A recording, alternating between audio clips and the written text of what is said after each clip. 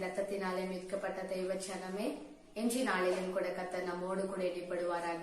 இன்றைக்கு கர்த்தர் நம்மோடு கூட பேசுகிற வார்த்தை ஆதியாகமம் 28வது அதிகாரம் 15வது வசனம்.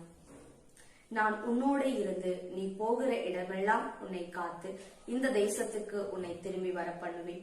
நான் உனக்கு சொன்னதை செய்யும் அளவும் உன்னை கைவிடுவது இல்லை. ஆம் தேவச்சனமே, ஆண்டவர் சொல்லுகிறார், நான் உனக்கு சொன்னதை செய்யும் அளவும் உன்னை கைவிடுவது இல்லை. மனிதர்கள் ஏராளமான வாக்குகளை நமக்கு கொடுத்திருக்கலாங்க. அநேக நேரங்களில நான் இருக்கேன்னு சொல்லி மனிதர்கள் உங்களுக்கு வாக்கு கொடுத்திருக்கலாம். ஆனா அந்த வாக்க மனிதர்கள் காப்பாத்திருக்க மாட்டாங்க. மனிதர்கள் அந்த வாக்க செஞ்சிருக்க மாட்டாங்க. ஆனா ஆண்டவர் சொன்னதை செய்கிற தேவன். அவர் இந்த நொடி பொழுது வரைக்கும், நம்ம பிறந்ததிலிருந்து இப்ப வரைக்கும் நமக்கு என்னென்ன வாக்கு தத்தங்கள் எல்லாம் சொல்லி இருக்கிறாரோ, என்னென்ன வாக்கு தத்தங்களை நம்ம சோர்ந்து போய் இருக்கிற நேரங்களில சொல்லி இருக்கிறாரோ, அதை நிறைவேற்ற அவர் வல்லவரா இருக்கிறார். அந்த வாக்கு தத்தங்கள் எல்லாம் நிறைவேற தாமதம் ஆகுமே தவிர அது ஒரு நாளும் அது பொய்யா போகாது. அதுதான் ஆண்டவர் சொல்லுகிறாரு, நான் உன்னை கைவிடுகிறதே இல்லை.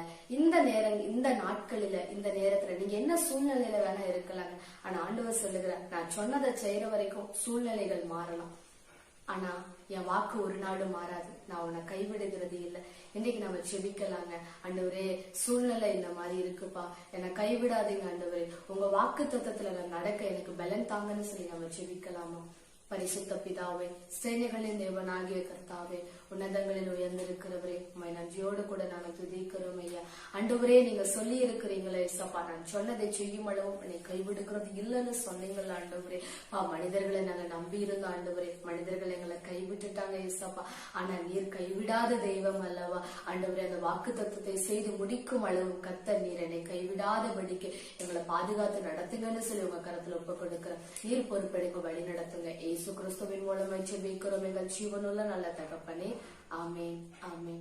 ஆமாங்க, ஆண்டவரை நம்புங்க. ஆண்டவர் உங்களை கைவிட மாட்டார். God bless you. God bless you.